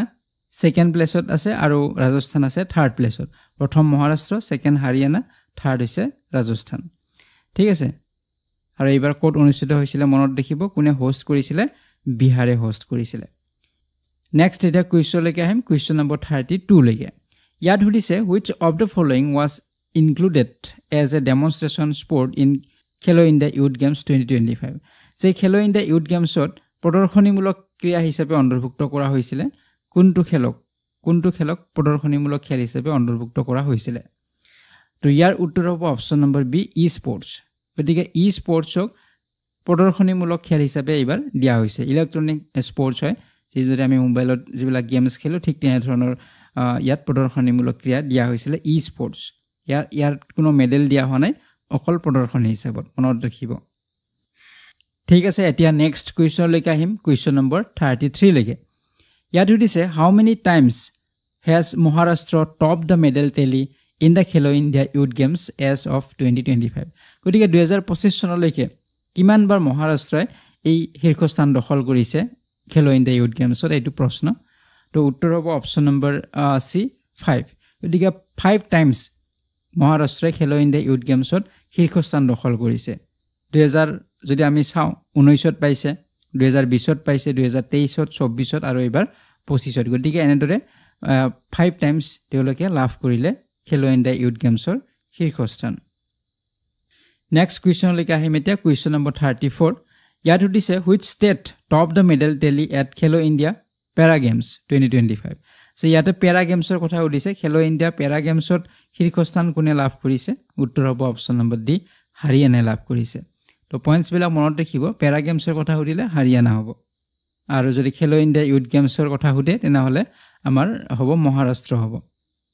তো আমি পেৰা গেমছৰ কথা যদি আহো খেলো ইণ্ডিয়া পেৰা গেমছত ইয়াত যদি চাওঁ আমি টোটেল মেডেল পাইছে 104টা মেডেল পাইছে হাৰিয়ানাই তাত 34 গোল্ড আছিলে 39 সিলভাৰ আছিলে আৰু 31 ব্ৰঞ্জ আছিলে গতিকে হাৰিয়ানা শীৰ্ষস্থান 2 নম্বৰ তামিলনাডু 3 নম্বৰ উত্তৰ প্ৰদেশ এনেদৰে লাভ কৰিছে নেক্সট কুৱেশ্যনলৈকে আহিম এতিয়া কুৱেশ্যন নম্বৰ 35 লৈকে ইয়াত সুধিছে which Indian cricketer announced his retirement from the test cricket in May 2025 যে কোনজন ভাৰতীয় ক্ৰিকেটাৰে 2025 চনৰ মে মাহত টেষ্ট ক্ৰিকেটৰ পৰা অৱসৰ ঘোষণা কৰিছে গতিকে কোন গৰাকী ভাৰতীয় ক্ৰিকেটাৰে টেষ্ট ক্ৰিকেটৰ পৰা অৱসৰ লৈছে উত্তৰ হ'ব option number D both A and C Virat Kohli আৰু ৰোহিত শৰ্মা গতিকে দুয়োগৰাকী খেলুৱৈ বিৰাট কোহলি আৰু ৰোহিত শৰ্মা দুয়োগৰাকীয়ে টেষ্ট ক্ৰিকেটৰ পৰা অৱসৰ ঘোষণা কৰিছে মে মাহত নেক্সট এটা কুৱেশ্যনলৈকে আহিম কুৱেশ্যন নম্বৰ 36 লৈকে ইয়াত সুধিছে which team won the IPL 2025 title যে কোনটো দলে এইবাৰ IPL 2025 খিতাপ দখল কৰে 2025 যি IPL এয়া কোনে লাভ কৰিছে এইটো প্ৰশ্ন উত্তৰ হ'ব option number D Royal Challengers Bengaluru গতিকে এইবাৰ লাভ কৰিছে ৰয়েল চ্যালেঞ্জাৰ্স বেংগালুৰু বা RCB লাভ কৰিছে গতিকে ফাইনাল খেলখন আছিল RCB আৰু পাঞ্জাব কিংছৰ মাজত আছিল গতিকে পাঞ্জাব কিং আৰু RCBৰ মাজত ফাইনাল খেল আছিল আহমেদাবাদৰ নৰেন্দ্ৰ মোদী ষ্টেডিয়ামত অনুষ্ঠিত হৈছিল 3 জুন তাৰিখত ঠিক আছে আমি যদি ইয়াৰ এৱাৰ্ডছ বিলাকৰ বিষয়ে আমি মনত ৰাখিব লাগিব সুধিব পাৰে IPLৰ বিভিন্ন এৱাৰ্ড যিখিনি আছে সেইখিনি বিষয়ে আমি এতিয়া আলোচনা কৰিম যে উইনাৰ হৈছে RCB তেওঁলোকে 20 কোটি টকা লাভ কৰিছে ৰানাৰ্ছ আপ আছিল পাঞ্জাব কিং তেওঁলোকে 12.5 কোটি টকা তেওঁলোকে লাভ কৰিছে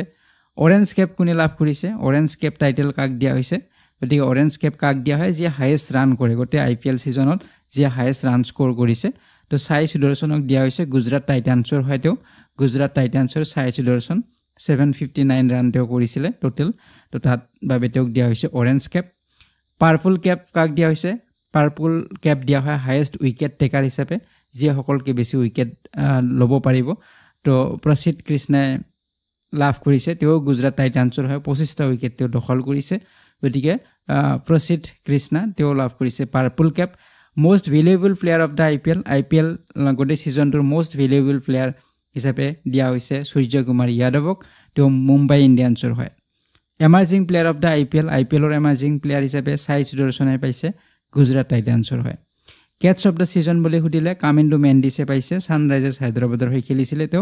তেওঁ পাইছে কেটছ অফ দা সিজন হিচাপে শ্ৰেষ্ঠ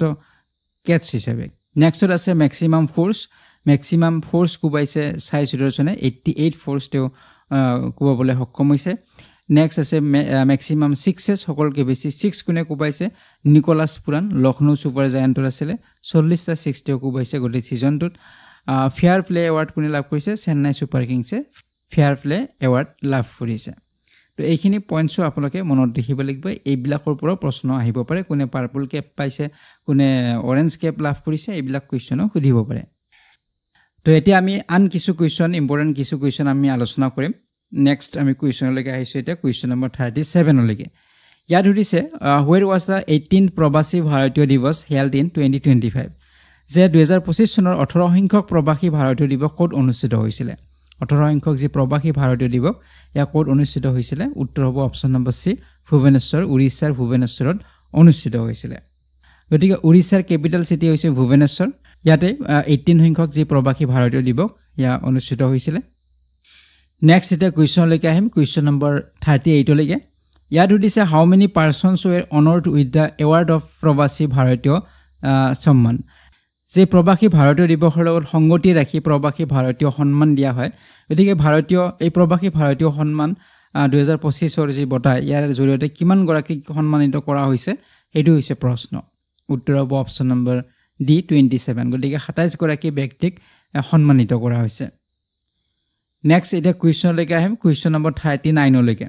ইয়াত সুধিছে on 10 January world Hindi day is celebrated what is the theme of the world Hindi day যে 10 জানুৱাৰী তাৰিখত বিশ্ব হিন্দী দিৱস পালন কৰা হৈছে গতিকে বিশ্ব হিন্দী দিৱস 2025 ৰ বিষয়বস্তু কি আছিল এইটো হৈছে প্ৰশ্ন তো উত্তৰ হ'ব option number C global voice of Hindi unity and cultural pride গতিকে এইটো আছিল এই বছৰৰ থিম আছিল বিশ্ব হিন্দী দিৱসৰ তো হিন্দী দিৱস সম্পৰ্কে আপোনালোকে মনত ৰাখিব যে ইয়া সেলিব্ৰেট কৰা হয় 10 জানুৱাৰী তাৰিখত এনুৱেলি সেলিব্ৰেট কৰা হয় আৰু থিম কি আছিল এ global voice of unity and cultural pride আছিল এই বছৰৰ থিম আছিল তো ইয়াতে আপোনালোকে আন এটা কথা মনত ৰাখিব যে নেশ্যনেল হিন্দী ডেৰ কথা মনত ৰাখিব যে ওয়াৰ্ল্ড হিন্দী ডে 10 জানুৱাৰী তাৰিখত পালন কৰা হয় আৰু গোটেই বিশ্বত হিন্দীক প্ৰমোট কৰা হয় এই দিৱসৰ জৰিয়তে হিন্দী ভাষাটোৰ গোটেই বিশ্বতে যাতে ইয়াৰ চৰ্চা লাভ কৰিব পাৰে বা এই বিষয়ে মানুহে জানিব পাৰে তাৰ বাবে গতিকে ইয়া ওয়াৰ্ল্ড হিন্দী ডে 10 জানুৱাৰী আৰু যদি নেশ্যনেল হিন্দী ডেৰ কথা সুধে ৰাষ্ট্ৰীয় হিন্দী দিৱস তেতিয়া 14 ছেপ্টেম্বৰ হ'ব এই দুটাৰ মাজত যথেষ্ট কনফিউজন হয় ল'ৰা ছোৱালীৰ গতিকে নেশ্যনেল হিন্দী ডে থাকিলে 14 ছেপ্টেম্বৰ ওয়াৰ্ল্ড হিন্দী ডে থাকিলে 10 জানুৱাৰী ঠিক আছে দুটাই বেলেগ হয় আৰু এই 14 ছেপ্টেম্বৰ তাৰিখত এই কাৰণে নেশ্যনেল হিন্দী ডে পালন কৰা হয় কাৰণ এই তাৰিখত কি কৰা হৈছিল হিন্দীক ইণ্ডিয়াৰ অফিচিয়েল ল্যাঙ্গুৱেজ হিচাপে ইয়াক গ্ৰহণ কৰা হৈছিল সেই কাৰণে 14 ছেপ্টেম্বৰ তাৰিখত নেশ্যনেল হিন্দী ডে পালন কৰা হয় নেক্সট কুৱেশ্যনলৈকে আহিছোঁ এতিয়া কুৱেশ্যন নম্বৰ 40 লৈকে ইয়াতে সুধিছে what is India's rank in the global firepower পাৱাৰ ইণ্ডেক্স 2025 যে গ্ল'বেল ফায়াৰ পাৱাৰ ইণ্ডেক্স 2025ত ভাৰতৰ স্থান কিমান গতিকে এইটো এটা ফায়াৰ পাৱাৰ ইণ্ডেক্স হয় কোনখন দেশৰ শক্তি কিমান সেই বিষয়ে এটা ইণ্ডেক্স দিয়া হয় গতিকে ইয়াত ভাৰতৰ স্থান হ'ব অপশ্যন নম্বৰ ডি হ'ব শুদ্ধ উত্তৰ 4th ভাৰতৰ স্থান ইয়াত চতুৰ্থ গতিকে আমি যদি চাওঁ ইণ্ডিয়াৰ ইয়াত ৰেংক হৈছে 4th হয় পাৱাৰফুল মিলিটাৰী গোটেই বিশ্বৰ ভিতৰত পাৱাৰফুল যে মিলিটাৰী বুলি আমি যদি কওঁ তেনেহ'লে আমাৰ ইণ্ডিয়াৰ স্থান আছে 4 নম্বৰত আছে ঠিক আছে এই ইণ্ডেক্স মতে আৰু ইয়াত গোটেই ইণ্ডেক্সত ইয়াত 145 কাণ্ট্ৰিজ ইয়াত আছে তাৰে ভিতৰত আমাৰ ইণ্ডিয়া আছে 4 নম্বৰত আমি যদি চাওঁ 1 নম্বৰত কোন আছে USA আছে 1 নম্বৰত 2 নম্বৰত আছে ৰাছিয়া 3 নম্বৰত আছে চাইনা আৰু 4 নম্বৰতে আছো আমি ভাৰতবৰ্ষ ইণ্ডিয়া আছে 4 নম্বৰত শক্তিশালী মিলিটাৰী যি পাৱাৰ এই পাৱাৰ হিচাপত আমি 4 নম্বৰত আছো নেক্সট এটা কুৱেশ্যন লৈকে আহিম কুৱেশ্যন নম্বৰ 41 লৈকে ইয়াত উঠিছে up to what amount is no income tax payable under the new tax regime in budget 2025 যে 2025ৰ যি বাজেট ইয়াত নতুন কৰৰ অধীনত কিমান পৰিমাণলৈকে কৰ আদায় দিব নালাগে গতিকে নিউ যি টেক্স ৰিজিম 2025 বাজেট মতে কিমান নলৈকে আমি টেক্স দিব নালাগিব ইনকাম টেক্স দিব নালাগিব উত্তৰ হ'ব অপশ্যন নম্বৰ সি 12 লাখ গতিকে 12 লাখলৈকে ইনকাম টেক্স দিব নালাগিব নিউ টেক্স ৰিজিম অনুসৰি 2025 বাজেটত এই বিষয়ে উল্লেখ কৰিছে গতিকে নতুন টেক্স ৰিজিম মতে 12 লাখলৈকে দিব নালাগিব আৰু যিসকল চৰকাৰী কৰ্মচাৰী হয় তেওঁলোকে 12.75 বা 12,75,000 লৈকে তেওঁলোকে দিব নালাগিব কাৰণ চৰকাৰী চাকৰিয়াল বা স্যালাৰিড যিবিলাক এমপ্লয় হয় তেওঁলোকক 75,000 ষ্টেণ্ডাৰ্ড ডিডাকচন দিয়া হয় গতিকে তেওঁলোকৰ বাবে আৰু 75,000 ৰিলেক্সেশ্যন লাগিব বাকিবিলাকৰ বাবে 12 লাখ হ'ব ঠিক আছে তো নেক্সট এটা কুৱেশ্যন লৈকে আহিম কুৱেশ্যন নম্বৰ 42 লৈকে ইয়াত সুধিছে what is the estimated fiscal deficit for the union budget 2025 যে কেন্দ্ৰীয় বাজেট 2025ৰ আনুমানিক বিত্তীয় ঘাটি কিমান যে ইয়াত বিত্তীয় ঘাটি বা ফিস্কেল ডেফিচিট কিমান হ'ব বুলি কোৱা হৈছে ইউনিয়ন বাজেট 2025ত তো ইয়াৰ উত্তৰ হ'ব option number C 4.4% of GDP জিডিপিৰ 4.4% বা ঘাটি হ'ব বা ফিস্কেল ডেফিচিট বুলি দেখুওৱা হৈছে 2025ৰ কেন্দ্ৰীয় বাজেটত গতিকে ইয়াত কেইটামান ইম্পৰ্টেণ্ট পইণ্ট আপোনালোকে মনত ৰাখিব যে টোটেল এক্সপেণ্ডিচাৰ কিমান দেখুওৱা হৈছে আপোনালোকে মনত ৰাখিব টোটেল এক্সপেণ্ডিচাৰ দেখুওৱা হৈছিল ইয়াত 50.65 লাখ ক্ৰোৰ টোটেল এক্সপেণ্ডিচাৰ হ'ব গতিকে জিডিপিৰ যদি আমি চাওঁ পাৰ্চেণ্টেজ হিচাপত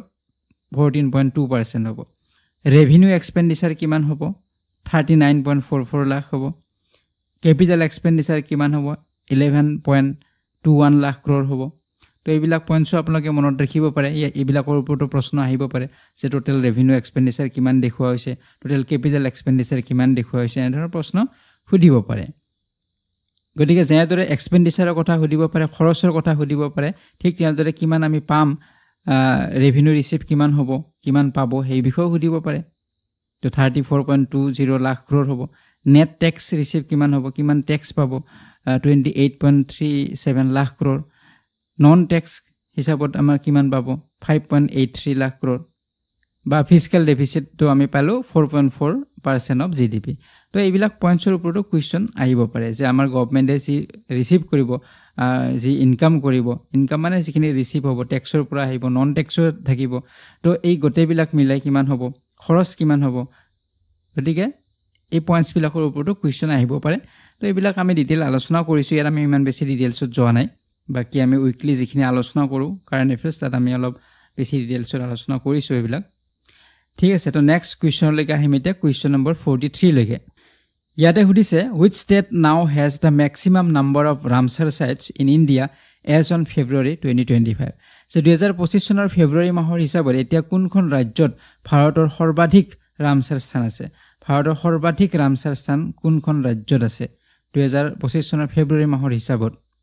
কাৰণ এই ৰামচাৰ সাইটবিলাক বাঢ়ি গৈ থাকে আৰু আমাৰ হিচাপবিলাকো ইফাল ইফাল হৈ থাকে গতিকে ফেব্ৰুৱাৰী মাহৰ হিচাপত যদি আমি চাওঁ উত্তৰ অপশ্যন নম্বৰ কি হ'ব সি হ'ব তামিলনাডু গতিকে তামিলনাডুত সৰ্বাধিক ৰামচাৰ সাইট আছে এতিয়া নিউ ৰামচাৰ সাইট ষ্টাৰ্ট দিয়া হৈছে নতুনকৈ যেনে উধুৱা লেক ইন ঝাৰখণ্ড তামিলনাডুৰ থিৰথাংগল আৰু চক্কাৰকটাই ঠিক তেনেদৰে ছিকিমৰ দিছে খেচপালৰি ৰামচাৰ গতিকে এনেদৰে নতুন কেইখনমান ৰামচাৰ স্থান ঘোষণা কৰা হৈছে ঠিক তেনেদৰে আমি যদি চাওঁ তামিলনাডুৰো দুখন নতুনকৈ দিয়া হৈছে আৰু এটা ইম্পৰ্টেণ্ট পইণ্ট মনত ৰাখিব ঝাৰখণ্ড আৰু ছিকিমৰ এয়াই হৈছে প্ৰথম ৰামচাৰ ছাইট ঝাৰখণ্ডৰ যি দিয়া হৈছে উধোৱা লেক এইটো ঝাৰখণ্ডৰ প্ৰথমটো ৰামচাৰ ছাইট ঠিক তেনেদৰে ছিকিমৰ দিয়া হৈছে খেচপালৰি এয়া হৈছে ছিকিমৰ প্ৰথমখন ৰামচাৰ ছাইট গতিকে এই পইণ্টটো মনত ৰাখিব আমি যদি চাওঁ এতিয়ালৈকে ভিডিঅ'টো প্ৰস্তুত কৰা সময়লৈকে তেতিয়াহ'লে ইণ্ডিয়াৰ টোটেল যেটো আমাৰ হ'ব ৰামচাৰ ছাইট 91 হৈছে টোটেল ৰামচাৰ ছাইট 91 হৈছে আৰু তামিলনাডু এতিয়াও ম্যাক্সিমাম নাম্বাৰ হয় তামিলনাডুৰ 20খন তেওঁলোকৰ ছাইট আছে 20টা ৰামচাৰ ছাইট আছে ঠিক আছে তামিলনাডুৰ হাইয়েষ্ট হয় ৰাজ্য হিচাপত আৰু গোটেই ভাৰতবৰ্ষত এতিয়ালৈকে 91 এটো মনত ৰাখিব ঠিক আছে নেক্সট এতিয়া কুৱেশ্যন লৈকে আহিম 44 লৈকে ইয়াতে সুধিছে what is the primary aim of Adi Mahotsav 2025 held from February 16 to 2025 in New Delhi গতিকে এইবাৰ 2025ত নিউ দিল্লীত নতুন দিল্লীত অনুষ্ঠিত হোৱা আদি মহোৎসৱ 2025ৰ প্ৰধান লক্ষ্য কি আছিল হেতু হৈছে প্ৰশ্ন যে আদি মহোৎসৱৰ প্ৰধান লক্ষ্য কি আছিল উত্তৰ হ'ব option number B to celebrate and showcase India's tribal heritage arts crafts cuisine and traditions গতিকে ভাৰতীয় জনজাতীয় যি ঐতিহ্য কলা শিল্পকলা খাদ্য পৰম্পৰা এইবিলাক প্ৰদৰ্শন কৰাটোৱে আছিল মূল উদ্দেশ্য আদি মহোৎসৱৰ ক'ত হৈছিল নতুন দিল্লীত গতিকে নেশ্যনেল ট্ৰাইবেল ফেষ্টিভেল হয় নেশ্যনেল ট্ৰাইবেল ফেষ্টিভেল আদি মহোৎসৱ এয়া নতুন দিল্লীত হৈছিল মনত দেখিব ৰাষ্ট্ৰপতি গৰাকীয়ে ইনগ্ৰেট কৰিছিল আৰু ইয়াত মেইনলি ট্ৰাইবেল যি কালচাৰ হয় কালচাৰ বা তেওঁলোকৰ যি হেৰিটেজ ইকনমিক এম্পাৱাৰমেণ্ট এই সকলোবিলাক যাতে শোকেস কৰিব পাৰে দেখুৱাব পাৰে প্ৰদৰ্শন কৰিব পাৰে তেওঁলোকৰ আৰ্ট তেওঁলোকৰ কালচাৰ তো তাৰ বাবে এই মহোৎসৱ অনুষ্ঠিত কৰা হৈছিল নতুন দিল্লীত ঠিক আছে তো নেক্সট এতিয়া কুৱেশ্যন লৈকে আহিম কুৱেশ্যন নম্বৰ 45 লৈকে ইয়াত সুধিছে what is India's rank in the world happiness report 2025 যে 2025 চনৰ বিশ্ব সুখ প্ৰতিবেদনত বা ৱৰ্ল্ড হেপিনেছ যি ইণ্ডেক্স ইয়াত ভাৰতৰ স্থান কিমান আছিল উত্তৰ হ'ব অপচন নম্বৰ এ 118 সংখ্যক স্থান লাভ কৰিছে ভাৰতবৰ্ষই তো আমি যদি চাওঁ ইয়াত টোটেল 147 কান্ট্ৰি আছিলে এই ইণ্ডেক্সত তাৰ ভিতৰত আমাৰ স্থান হৈছে 118 ফিনল্যান্ড টপ পজিশনত আছে ফিনল্যান্ড হৈছে আটাইতকৈ হেপিয়েষ্ট কান্ট্ৰি হয় সকলোতকৈ সুখী কান্ট্ৰি হৈছে ফিনল্যান্ড টপ পজিশনত আছে আৰু 8 বছৰ ধৰি তেওঁলোকে কনজিকিউটিভলি একেৰাহে তেওঁলোকে শীৰ্ষস্থান দখল কৰি আহিছে ফিনল্যান্ডে ভাৰতও কিছু ইমপ্ৰুভ কৰিছে 2023ত যদি চাওঁ 126 আছিল আৰু 2024ত আমাৰ 118 স্থানত আহিছে গতিকে কিছু ইমপ্ৰুভ কৰিছে গতিকে টপ যদি চাওঁ ফিনল্যান্ড হয় তাৰ পিছত ডেনমাৰ্ক আছে আইচল্যান্ড আছে সুইডেন নেদাৰল্যান্ডছ এনেদৰে আমাৰ আছে টপ 5ত গতিকে আটাইতকৈ হেপিয়েষ্ট কান্ট্ৰি কোন বুলি যদি সুধে বা এই ইণ্ডেক্সৰ টপ কোন তেনেহ'লে ফিনল্যান্ড মনত ৰাখিব এতিয়া আছো নেক্সট কুৱেশ্যনলৈকে কুৱেশ্যন নম্বৰ 46 লৈকে ইয়াত সুধিছে what was the main objective of Operation Brahmo launched by India in March 2025 যে 2025 চনৰ মাৰ্চ মাহত ভাৰতে আৰম্ভ কৰা অপাৰেশ্যন ব্ৰহ্মৰ মূল উদ্দেশ্য কি আছিল অপাৰেশ্যন ব্ৰহ্মৰ মূল উদ্দেশ্য কি আছিল হেতু হৈছে প্ৰশ্ন তো উত্তৰ হ'ব ইয়াতে option number B to provide humanitarian aid and disaster relief following massive earthquake in Myanmar গতিকে ম্যানমাৰত এটা ভূমিকম্প হৈছিল আৰু এই ভূমিকম্পত মানৱীয় সাহায্য বা দুৰ্যোগত সাহায্য কৰাৰ বাবে ভাৰতবৰ্ষই এটা অপাৰেশ্যন চলাইছিল আৰু এই অপাৰেশ্যনটোৰ নাম আছিল অপাৰেশ্যন ব্ৰহ্ম ঠিক আছে তো ইয়া ইণ্ডিয়াৰ দ্বাৰা লঞ্চ কৰা হৈছিল মাৰ্চ মাহত তাত যেটো আৰ্থকুৱেক হৈছিল 2025 28 মাৰ্চ তাৰিখত ম্যানমাৰত যেটো ভূমিকম্প হৈছিল 7.7 ম্যাগনিটিউডত হৈছিল তো এই ভূমিকম্পৰ ফলত যি ধ্বংস হৈছিল বা তাত সাহায্য কৰাৰ বাবে সহায় কৰাৰ বাবে এই মিশন বা এই অপাৰেশ্যনটো চলোৱা হৈছিল গতিকে ইয়াত ৰেস্কিউ টিমছ আছিল মেডিকেল এইড প্ৰভাইড কৰা হৈছিল ৰিলিফ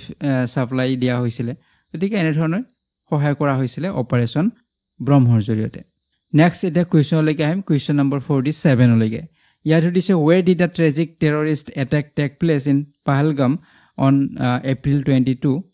2025 গতিকে 2025 বৰ্ষৰ 22 এপ্ৰিল তাৰিখত যে কৰুণ সন্ত্ৰাসবাদী আক্ৰমণ হৈছে পহলগামত গতিকে পহলগামৰ ক'ত সংঘটিত হৈছিল এইটো এটা প্ৰশ্ন হ'ব পাৰে উত্তৰ হ'ব অপচন নম্বৰ ডি বৈচাৰণত হৈছিল পহলগাম বুলি আমি সকলোৱে জানো কিন্তু পহলগামৰ বৈচাৰণত হৈছিল এই সন্ত্ৰাসবাদী আক্ৰমণটো কেতিয়া 22 এপ্ৰিল তাৰিখত গতিকে জম্মু এণ্ড কাশ্মীৰত অনন্তনাগ জিলাত অৱস্থিত পহলগামৰ সমীপৰে বৈচাৰণ যিটো উপত্যকা যিটো ভেলী বৈচাৰণ ভেলী ইয়াতে সংঘটিত হৈছিল এই সন্ত্ৰাসবাদী আক্ৰমণ গতিকে ইয়াত AK-47 M4 কাৰ্বাইনছ তো এইবিলাক ব্যৱহাৰ কৰা হৈছিল আৰু ইয়াত 26 সিভিলিয়ানক হত্যা কৰা হৈছিল তাৰ ভিতৰত 25 গৰাকী ইণ্ডিয়ান আছিল এগৰাকী নেপালিছ আছিল নেপালৰ আছিল এগৰাকী বাকি 25 গৰাকী ভাৰতীয় আছিল নেক্সট কোৱেশ্চনলৈকে আহিম এতিয়া কোৱেশ্চন নম্বৰ 48 লৈকে ইয়াতে সুধিছে what was the primary reason behind the launch of Operation Sindoor on 7th May গতিকে 7 মে তাৰিখত অপাৰেচন সিন্দুৰ লঞ্চ কৰা হৈছিল গতিকে ইয়াৰ মূল কাৰণটো কি আছিল কিয় লঞ্চ কৰা হৈছিল অপাৰেচন সিন্দুৰ উত্তৰ হ'ব option number B response to the Pahalgam terror attack অলপ আগতে আমি যে আলোচনা কৰিলো পহলগামৰ টেৰৰ এটেকৰ কথা তো তাৰ ৰেসপন্স হিচাপে উত্তৰ হিচাপে ভাৰতবৰ্ষই লঞ্চ কৰিছিল এই অপাৰেচন সিন্দুৰ কেতিয়া 7 মে তাৰিখত মনত ৰাখিব নেক্সট কোৱেশ্চন লৈকে আহিম কোৱেশ্চন নম্বৰ 49 লৈকে ইয়াতে সুধিছে what was the primary objective of operation অভ্যাস 2025 যে অপাৰেচন অভ্যাস 2025 ৰ প্ৰধান উদ্দেশ্য কি আছিল আন এটা অপাৰেচন এটো আছিল নাম হৈছিল অপাৰেচন অভ্যাস তো ইয়াৰ উত্তৰ হ'ব option number C nationwide civil defence and emergency preparedness exercise গতিকে এই যে অপাৰেচন সিন্দুৰৰ পিছত যিটো এটা যুদ্ধ সদৃশ পৰিবেশৰ সৃষ্টি হ'ল তাৰ পৰা আমি কেনেদৰে বাচিব পাৰিম বা এটা অনুশীলনৰ বাবে মক ড্ৰিলৰ বাবে এই অপাৰেচনটো কৰা হৈছিল অপাৰেচন অভ্যাস গতিকে সিভিল ডিফেন্সৰ কাৰণে মক ড্ৰিল হিচাপত এই অভ্যাসটো কৰা হৈছিল বিভিন্ন ঠাইত হৈছে বিভিন্ন জিলাত অনুষ্ঠিত হৈছিল এই মক ড্ৰিল গতিকে এই অপাৰেচনটোৰ নাম আছিল অপাৰেচন অভ্যাস নেক্সট এটা কোৱেশ্চন লৈকে আহিম কোৱেশ্চন নম্বৰ 50 লৈকে ইয়াত সুধিছে which missile defense system did the Indian Air Force use to counter Pakistan's escalation attempt যে পাকিস্তানৰ তীব্ৰতৰ উত্থানৰ প্ৰচেষ্টা প্ৰতিহত কৰিবলৈ ভাৰতীয় বায়ুসেনাই কোনটো ক্ষেপণাস্ত্ৰ প্ৰতিৰক্ষা ব্যৱস্থা ব্যৱহাৰ কৰিছিল গতিকে যেতিয়া অপাৰেচন সিন্দুৰ হল পাকিস্তানত ভাৰতে অপাৰেচন চলালে তাৰ পিছতে পাকিস্তানে উত্তৰ হিচাপে তেওঁলোকক কিছু কাউন্টাৰ এটেক কৰিছিল আৰু ইয়াক প্ৰতিহত কৰাৰ বাবে ভাৰতে যেটো ডিফেন্স সিস্টেম ব্যৱহাৰ কৰিছিল এই ডিফেন্স সিস্টেমটো নাম কি আছিল হেতু হৈছে প্ৰশ্ন গতিকে উত্তৰ হ'ব অপচন নম্বৰ ডি S-400 গতিকে S-400 যেটো ডিফেন্স সিস্টেমৰ জৰিয়তে পাকিস্তানৰ পৰা যিবিলাক ড্ৰোন বা যিবিলাক তেওঁলোকে মিসাইল পঠাইছিল এইবিলাক সকলো ধ্বংস কৰি পেলোৱা হৈছিল এই S-400 ৰ জৰিয়তে তো এইটো আছিল আমাৰ ডিফেন্স সিস্টেম আছিল ঠিক আছে নেক্সট কোৱেশ্চন লৈকে আহিম এতিয়া কোৱেশ্চন নম্বৰ 51 লৈকে ইয়াতে উদিছে which country manufactures S-400 air defense missile system গতিকে এই এয়াৰ ডিফেন্স যেটো মিসাইল সিস্টেম S-400 ইয়া কোনখন দেশে নিৰ্মাণ কৰিছে কোনখন দেশৰ পৰা ভাৰতবৰ্ষ আনিছিল তো উত্তৰ অপচন নম্বৰ ডি হ'ব ৰাছিয়াৰ পৰা আনিছিল ইণ্ডিয়াই গতিকে ইয়া নিৰ্মাণ কৰিছে ৰাছিয়াই নিৰ্মাণ কৰিছে নেক্সট কোৱেশ্চন লৈকে আহিম কোৱেশ্চন নম্বৰ 52 ইয়াত উদিছে what is the S-400 air defense missile system known as in Indian service গতিকে এই S-400 যি নাম দিয়া হৈছে ইয়াক আমাৰ ভাৰতত কি হিচাপে জনা যায় বা ভাৰতীয় সেৱাত ইণ্ডিয়ান সাৰ্ভিসত ইয়াক কি নামে জনা যায় হেতু এটা প্ৰশ্ন আহিব পাৰে উত্তৰ হ'ব অপচন নম্বৰ সি সুদৰ্শন চক্ৰ গতিকে ভাৰতত বা ইণ্ডিয়ান যে সাৰ্ভিস ইয়াত আমাৰ সুদৰ্শন চক্ৰ হিচাপে জনা যায় S-400 মানে সুদৰ্শন চক্ৰ বুলি কোৱা হয় নেক্সট কোৱেশ্চন লৈকে আহিম কোৱেশ্চন নম্বৰ 53 ইয়াত সুধিছে what is the rank of India in the Human Development Index 2025 যে মানৱ উন্নয়ন সূচাংকক 2025 ত ভাৰতৰ স্থান কিমান গতিকে ইয়াত হিউম্যান ডেভেলপমেন্ট ইনডেক্সত ভাৰতৰ স্থান কিমান হেতু হৈছে প্ৰশ্ন উত্তৰ হ'ব অপচন নম্বৰ বি 130 গতিকে 130 ৰেংকত আছে আমাৰ ভাৰতবৰ্ষ গতিকে যদি আমি চাও ইয়াতে 193 কান্ট্ৰি ইয়াত লোৱা হৈছে ইনডেক্সত তাৰ ভিতৰত আমাৰ স্থান হৈছে 130 গতিকে ইয়াত যদি চাও প্ৰথম স্থান আমাৰ আইসল্যান্ড হৈছে প্ৰথম স্থান এটো মনত ৰাখিব ভাৰতবৰ্ষৰ স্থান কিমান এটো সুধিব পাৰে ভাৰতবৰ্ষৰ স্থান হৈছে 130 130 হৈছে ভাৰতৰ স্থান তো এই দুটা পইণ্ট আপোনালোকে মনত ৰাখিব তো বিশেষকৈ আমি যদি চাও হিউম্যান ডেভেলপমেন্ট ইনডেক্স আজি দিয়া হয় এটো কি চোৱা হয় গতিকে ইয়াত হেলথ চাই এখন দেশৰ হেলথ ইস্যু বিলাক কেনে ধৰণৰ হয় হেলথৰ ক্ষেত্ৰত কিমান উন্নত চিকিৎসা ব্যৱস্থা আছে এইবিলাক চোৱা হ'ব এডুকেশ্যনটো চোৱা হ'ব দেখখনত এডুকেশ্যন কিমান আগবঢ়া কিমান টেকনিক্যালি কিমান এডভান্স হয় তো এইবিলাক চোৱা হ'ব ষ্টেণ্ডাৰ্ড অফ লিভিং চাব তো এই গোটেইবিলাকৰ ওপৰত ভিত্তি কৰি এই ৰেংকিং দিয়া হয় হিউম্যান ডেভেলপমেন্ট ইনডেক্স নেক্সট কুৱেশ্যনলৈকে আহিম এতিয়া কুৱেশ্যন নম্বৰ 54 ইয়াত সুধিছে which of the following bridges is the world's highest railway arch bridge inaugurated by PM Modi in June গতিকে জুন মাহত প্ৰধানমন্ত্ৰী মোদীয়ে উদ্বোধন কৰিছে বিশ্বৰ সৰ্বোচ্চ ৰেলৱে যি দলং গতিকে সৰ্বোচ্চ সকলকে ওখ ৰেলৱে দলং এই দলংখনৰ নাম কি এইটো হৈছে প্ৰশ্ন উত্তৰ হ'ব অপচন নম্বৰ ডি সেনাব ব্ৰিজ সেনাব দলং হৈছে এই দলংখনৰ নাম আৰু ইয়া আটাইতকৈ ওখ ৰেল ব্ৰিজ হয় কোড আছে মনত ৰাখিব জম্মু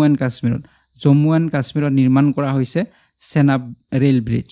গোটেই বিশ্বৰ ভিতৰতে হাইয়েষ্ট ৰেলৱে আৰ্ক ব্ৰিজ হয় গতিকে এটা প্ৰজেক্ট চলি আছে বহু দিনৰ পৰা উধমপুৰ শ্ৰীনগৰ বৰামুলা ৰেল লিংক হয় USBRL এই প্ৰজেক্টটোৰে এটা পাৰ্ট হয় এই ব্ৰিজখন তো মনত ৰাখিব আপোনালোকে ছবিত দেখিছে এইখন হৈছে এইখন ব্ৰিজ গতিকে এয়া আইফেল টাৱাৰতকৈও ওখ হয় 359 মিটাৰ ওখ হয় আৰু যেটো ইয়াৰ আৰ্ক স্পেনটো দিয়া হৈছে আপোনালোকে যি দেখিছে ইয়া হৈছে 467 মিটাৰ হয় আৰু ইয়া ষ্টিল এণ্ড কনক্ৰিট আৰ্ক হয় ষ্টিল আৰু কনক্ৰিট দুটাই ইয়াত ব্যৱহাৰ কৰা হৈছে ঠিক আছে তো নেক্সট কুৱেশ্যনলৈকে আহিম এতিয়া কুৱেশ্যন নম্বৰ 55 ইয়াত সুধিছে what is the name of India's first cable stayed railway bridge inaugurated by PM Narendra Modi যে প্ৰধানমন্ত্ৰী নৰেন্দ্ৰ মোদীয়ে উদ্বোধন কৰা ভাৰতৰ প্ৰথমখন কেবল ষ্টেড ৰেল দলঙৰ নাম কি উত্তৰ হ'ব অপচন নম্বৰ বি অঞ্জিঘাট ব্ৰিজ হৈছে ভাৰতৰ প্ৰথমখন কেবল ষ্টেড ৰেল দলং গতিকে 6 জুন তাৰিখত এইখন ব্ৰিজ ইনগুৰেট কৰিছে উদ্বোধন কৰিছে আমাৰ প্ৰধানমন্ত্ৰী গৰাকীয়ে আৰু এইখন ক'ত নিৰ্মাণ কৰা হৈছে ইণ্ডিয়াৰ প্ৰথমখন কেবল ষ্টেড ৰেল ব্ৰিজ হয় এইখন জম্মু এণ্ড কাশ্মীৰৰ ৰেইচি জিলাত আৰু এইখন ব্ৰিজ এই USBRL প্ৰজেক্টৰ এটা পাৰ্ট হয় আপোনালোকে ছবিত দেখিছে এইখন হৈছে ব্ৰিজ ইয়াৰ নাম হৈছে অঞ্জিঘাট ব্ৰিজ আৰু এই ব্ৰিজখন টোটাল যেটো লেন্থটো যদি আমি চাওঁ 725.5 মিটাৰছ হয় তো এই পইণ্টটো আপোনালোকে মনত ৰাখিব গতিকে ইয়াত কেবুলৰ জৰিয়তে বনোৱা হৈছে ইয়াত আপোনালোকে দেখিছে ওপৰত যথেষ্ট কেবুল লগোৱা হৈছে গতিকে এই ভাৰতৰ প্ৰথমখন কেবল ষ্টেড ৰেল ব্ৰিজ হয় তো এই দুটা পইণ্টে ইম্পৰ্টেণ্ট হয় দুটা প্ৰশ্ন ইম্পৰ্টেণ্ট হয় মনত ৰাখিব ঠিক আছে তো এই ভিডিঅ'টিত আমি বহুকেইটা ইম্পৰ্টেণ্ট কুৱেশ্যন আলোচনা কৰিলোঁ বিশেষকৈ বিএড এন্ট্ৰেন্স এক্সামৰ বাবে ইয়াৰ উপৰি আৰু বহুতো কুৱেশ্যন আছে যদি আপোনালোকে সকলোবিলাক কুৱেশ্যন জানিব বিচাৰে বা চাব বিচাৰে তেতিয়াহ'লে আপোনালোকে এই কাৰেণ্ট এফেয়াৰ্ছৰ কোৰ্চটো পাৰচেছ কৰিব পাৰে ইয়াতে আপোনালোকে সকলোবিলাক নোটছে আপোনালোকে লাভ কৰিব Assam north east national international সকলোবিলাক কুৱেশ্যন ইয়াতে আপোনালোকে পাব নোটছ উইথ এক্সপ্লেনেশ্যন নোটছো আপোনালোকে পাব ঠিক আছে বাকি আপোনালোকে বিএড এন্ট্ৰেন্সৰ যদি কোৰ্চ ল'ব বিচাৰে এই কোৰ্চটো আপোনালোকে পাৰচেছ কৰিব পাৰে তো আজিৰ এই ভিডিঅ'টি ইমানখিনি আছিলে পৰৱৰ্তী ভিডিঅ'ত আপোনালোকক পুনৰবাৰ লগ পোৱাৰ আশাৰে আজিৰ এই ভিডিঅ'টিৰ পৰা বিদায় লৈছোঁ ধন্যবাদ